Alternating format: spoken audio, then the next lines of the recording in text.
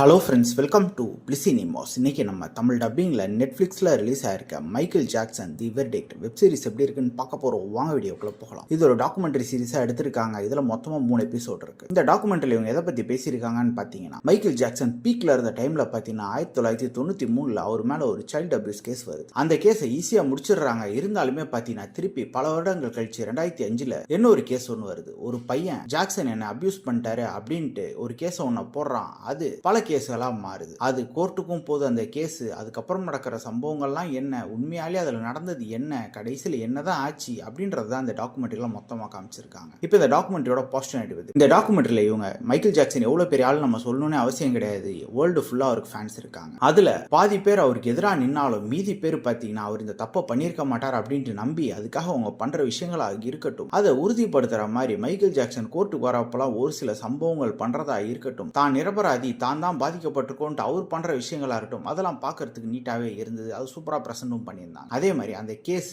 அதில் நடக்கிற உண்மை சம்பவங்கள், அது சம்பந்தப்பட்டவங்க எல்லாம் பேசுற ஒவ்வொரு விதமுமே சூப்பராகவே இருந்ததுன்னு சொல்லலாம். பல ரியல் ஃபுட்டேஜஸ் யூஸ் பண்ணியிருந்தாங்க. அதுவுமே பார்க்கறது இன்ட்ரெஸ்டிங்காக இருந்தது. டெக்னிக்கலி டாக்குமெண்ட்ரி பயங்கர சவுண்டாக இருந்தது. சினிமோட்டோகிராஃபி, சவுண்ட் எஃபெக்ட்ஸ், பிஜிஎம் எல்லாமே. ஸ்கிரீன் பிளேஸ் பார்த்தீங்கன்னா ஒரு 3 எபிசோடு தான் இருந்தாலுமே பார்த்தீங்கன்னா ரொம்ப எங்கேஜிங்காகவே கொண்டு போயிருந்தாங்க. நெக்ஸ்ட் போயிட்டே இருந்தது. கண்டிப்பாக இது ஒரு தரமான டாக்குமெண்ட்ரி தான். ட்ரை பண்ணி பாருங்க. இந்த டாக்குமெண்ட்ரி நம்மளோட ரேட்டிங் கேட்டீங்கன்னா 10க்கு 7 மார்க் கொடுக்கலாம். இன்னொரு வீடியோவில் சந்திக்கலாம். தேங்க்யூ.